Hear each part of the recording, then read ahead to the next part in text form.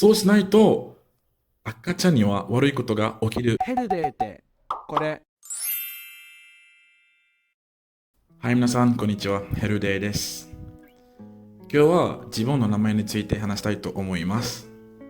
私はブラジル人で、ポルトガル語の発音でエオデという名前なんですね。はい。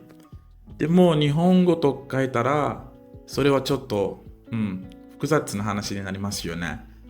私は2012年に日本語の勉強を始めて、それであの頃の日本語の先生は私の名前を書いてた時に、ヘルダという名前になりましたよね。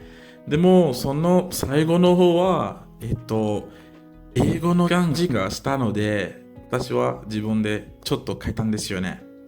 ポルトガル語ならエオデで、その最後の音は A の音がするので、日本語で変えるときに D にしましたよね。あとはポルトガル語なので H という文字は無声詞なので、A と同じの音がしますよ。はい。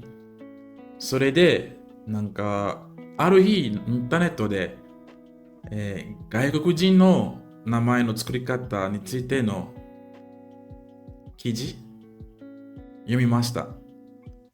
その中には自分の名前は自分が決めることなんですよね。自分の名前の書き方は自分が決めることで、私の名前はちょっと変えましたね。面白いのは自分が人生でほとんど何でも選べるんですけど、選べないのは一つだけあります。それは自分の名前なんですよね。私たちが生まれて自分の名前を決めることができなくて、両親に選ばれてくれます。そして私が自分の名前を少しだけ変わりました。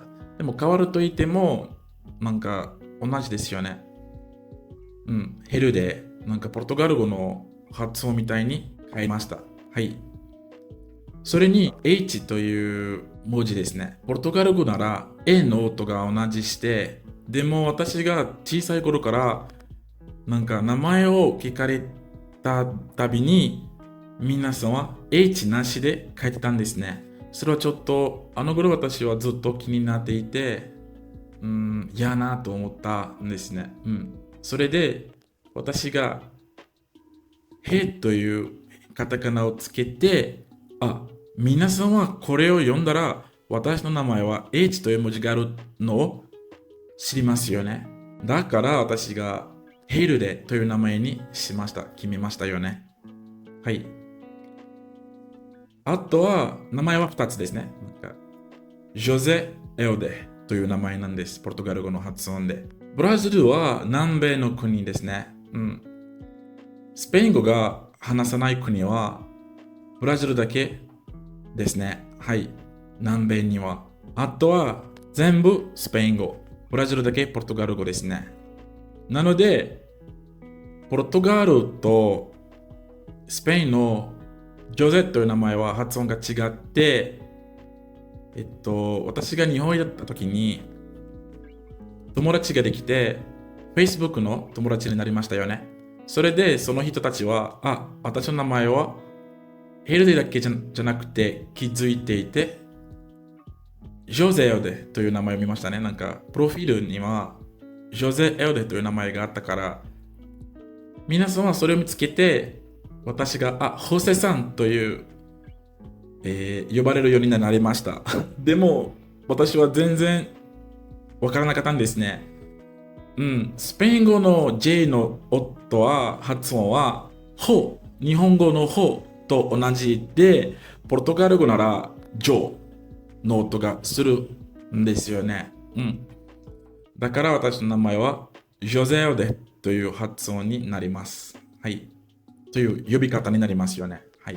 なので、カタカナで自分の名前を書くときに、ジョゼ・ヘルデになりますよね。はい。じゃあ私がジョゼという名前を付けられる理由があります。はい。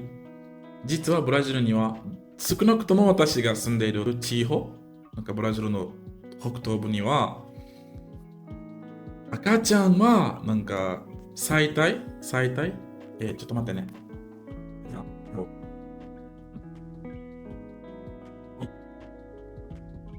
最体、はい。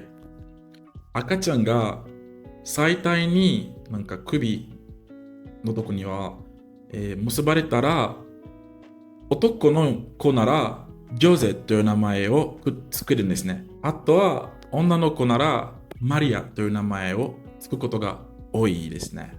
はい。つけることが多いですね。名前をつける。はい。名前をつける。なので、そうしないと赤ちゃんには悪いことが起きるみたいな、心情がありますよね。うん。